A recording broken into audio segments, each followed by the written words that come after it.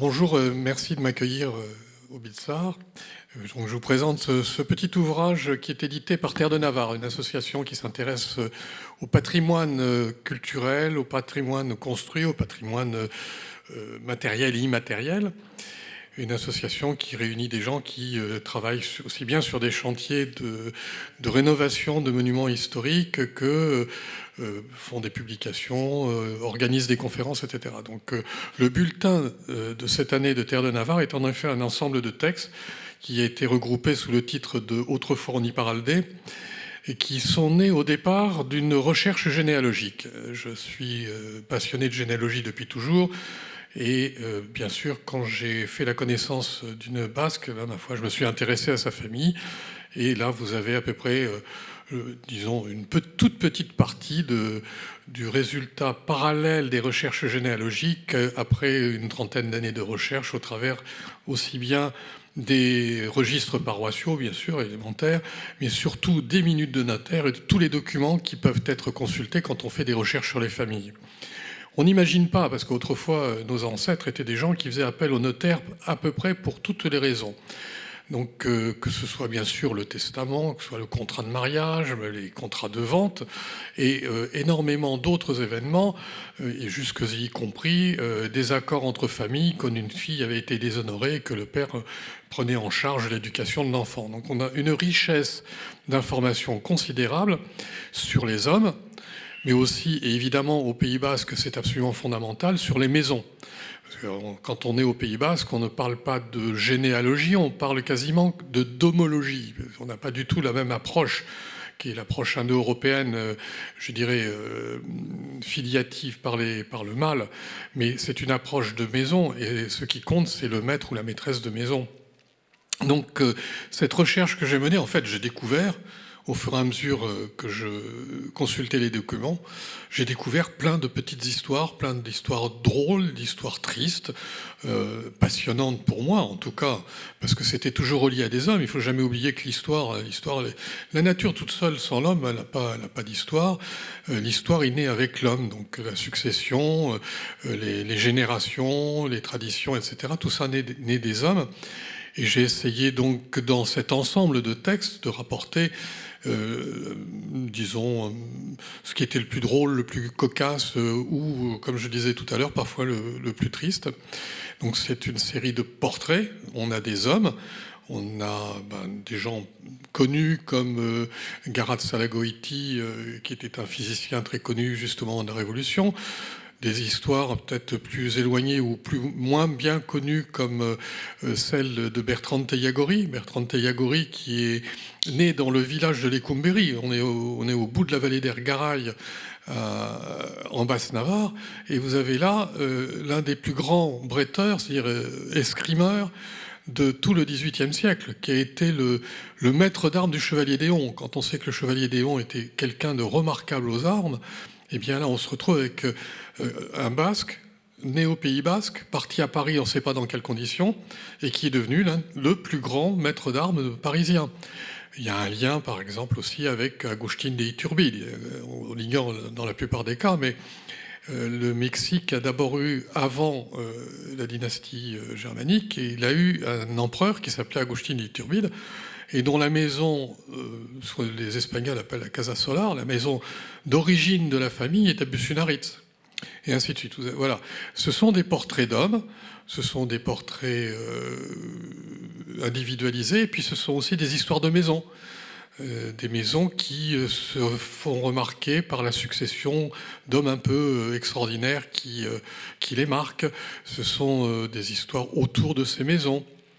Ce sont aussi des événements de tout type, liés à la construction d'une école au XVIIIe siècle pour les filles, par exemple, ou liés à des affaires sur la frontière entre Baïgori et l'Espagne, qui sont des histoires parfois cocasses.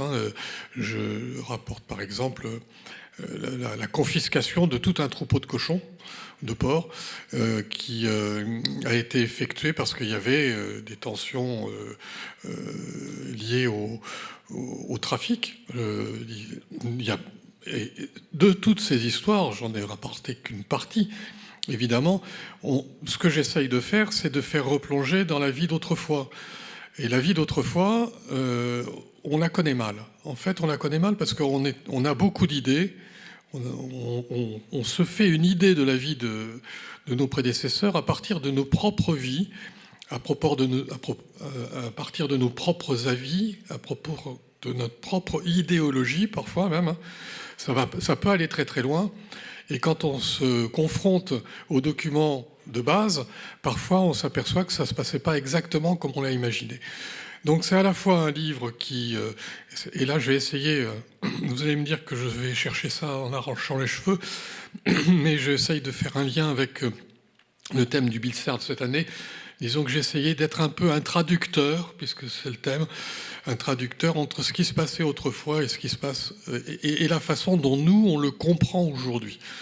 Donc voilà, c'est un petit livre que Terre de Navarre propose donc comme bulletin.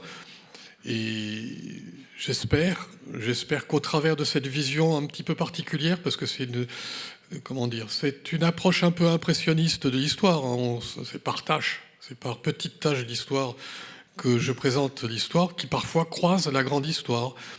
On a des personnages qui, de façon inattendue, vont jouer un rôle dans l'histoire, au moins du royaume de France, à défaut du royaume de Navarre, bien sûr du royaume de Navarre.